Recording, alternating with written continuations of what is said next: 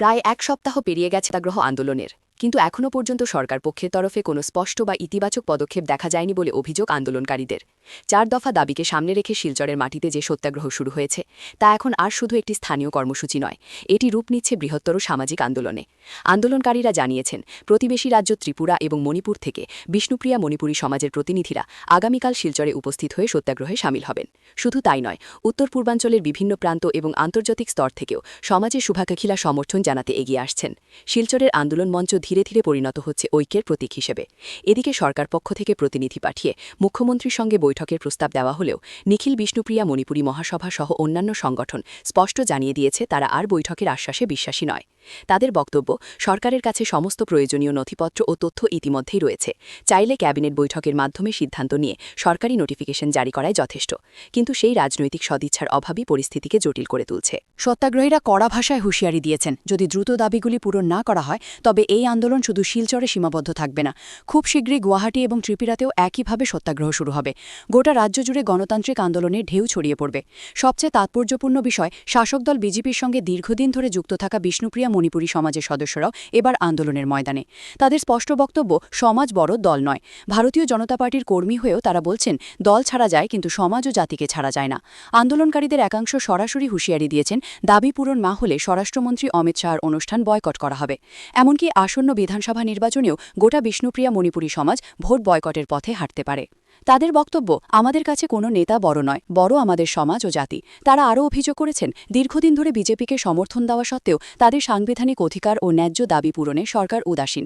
সমাজের প্রায় 95% মানুষ শাসক দলকে ভোট দিলেও সেই আস্থার প্রতিদান মেলেনি, এমনই ক্ষোভ উঠে এসেছে আন্দোলন মঞ্চ থেকে। আন্দোলনস্থলে ইতিমধ্যেই একাধিক মন্ত্রী, বিধায়ক ও রাজনৈতিক নেতারা এসে আশ্বাস দিয়েছেন, কিন্তু আশ্বাসের রাজনীতি আর মানতে নারাজ সত্যাগ্রহীরা। তাদের দাবি, এবার চাই লিখিত সিদ্ধান্ত, চাই সরকারি স্বীকৃতি। জাতি না থাকলে দল করে কি হবে? এই প্রশ্ন তুলে আন্দোলনকারীরা স্পষ্ট জানিয়ে দিয়েছেন, এটি আর শুধু 4 দফা দাবির লড়াই নয়, এটি আত্মপরিচয়, অধিকার ও অস্তিত্বের লড়াই। সরকার যদি সঠিক সময়ে সঠিক পদক্ষেপ গ্রহণ না করে তবে এই শান্তিপূর্ণ সত্যাগ্রহ ভিন্ন মোড় নিতে পারে বলেও হুঁশিয়ারি দিয়েছেন তারা। সমাজের উপর কোনো দল নয়, এই স্লোগানেই এখন উত্তাল শিলচর। দাবির ন্যায্য বিচার না হলে আগামী দিনে আন্দোলন আরও তীব্র ও বিস্তৃত রূপ নেবে। এই যে আমরা সত্যাগ্রহী আন্দোলন, এর যদি রেজাল্ট ভালো হয় না আগামী দিনে, কয়েকদিনের ভিতরে, যেমন আমাদের অমিত শাহজির প্রোগ্রাম আছে, সেখানের তার আগে যদি কোনো ধরনের পজিটিভ যদি আমরা রিপোর্ট পাই না, তাহলে আমরা ভারতীয় জনতা পার্টির যারা কর্মী আছে বিষ্ণুপ্রিয়া মণিপুরী সমাজের, এরা এই প্রোগ্রাম থেকে বঞ্চিত থাকবে। বয়কট কর্ম, যেহেতু আমরা এইদিকে আমাদের প্রোগ্রাম আছে, অমিত শাহ বড় না, আমাদের মাতৃপিতৃ সমাজ বড়। এর গতিকে আগামী দিনে আমরা ভারতীয় জনতা পার্টির যারা কর্মী আছি, এরা অমিত শাহর প্রোগ্রাম থেকে বয়কট করব। কারণ আগামী দিনে অমিত শাহর প্রোগ্রামের আগে যদি আমরা পজিটিভ কোনোটা পাই, আমরা দলে বলে গড় খালি হয়ে আমরা ভারতীয় জনতা পার্টির জয়গান গাইব। ইলেকশনে তো সম্পূর্ণ বিষ্ণুপ্রিয়া মণিপুরী সম্প্রদায় ভোট বয়কট করব, এই ডাক আমরা ইতিমধ্যে সিদ্ধান্ত নেব। সমগ্র বিষ্ণুপ্রিয়া সমাজ কাউকে ভোট দেব না আমরা। আমাদের পার্শ্ববর্তী রাজ্য ত্রিপুরা থেকে আমাদের সমাজের শুভাকাঙ্ক্ষী ব্যক্তিরা এসে পৌঁছেছেন। মণিপুর থেকে যারা আসার কথা তারা খুব সম্ভব আগামীকাল এসে পৌঁছাবে।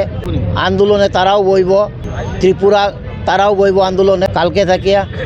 অল ওভার আসামে এটা ছড়িয়ে পড়বে এবং অতি শীঘ্রই ত্রিপুরাতেও শুরু হবে এবং গুয়াহাটিতে শুরু হবে যদি সরকার সঠিক পদক্ষেপ না নেয়। জ্যেষ্ঠ লোকেরা এখানে, আমাদের পুরা সমাজের মানুষ এখানে আছে, কিন্তু গভর্নমেন্টের তরফ থেকে কোনো ধরনের কোনো কিছু নেই। আমিও বিগত বহুত দিন ধরে বিজেপি করছি, কিন্তু আমরা আজকে আমাদের জাতের কোনো অস্তিত্ব নেই। জাতের এখানে প্রশ্ন উঠে গেছে পার্টি পরে। জাত যদি থাকে না, আমরা কোথায় থাকবো? তো এটাই আমি গভর্নমেন্টের কাছে বিনম্র নিবেদন যে আমাদের এই সত্যাগ্রহ আন্দোলনের ন্যায় বিচার চাই আমরা গভর্নমেন্টের তরফে, এটাই আমাদের দাবি থাকলো। অন্যথায় আমরা বৃহত্তর আন্দোলনের একটা মোড় নিয়ে নেব। আমরা তো 95% বিজেপি বিষ্ণুপ্রিয়া মণিপুরী। যদি সরকার কিচ্ছু না করে হয়তো তার বিরূপ প্রতিক্রিয়া হতে পারে, বিজেপির জন্য বিরূপ প্রতিক্রিয়া হতে পারে, তার রেজাল্ট অনেক খারাপ হতেও পারে।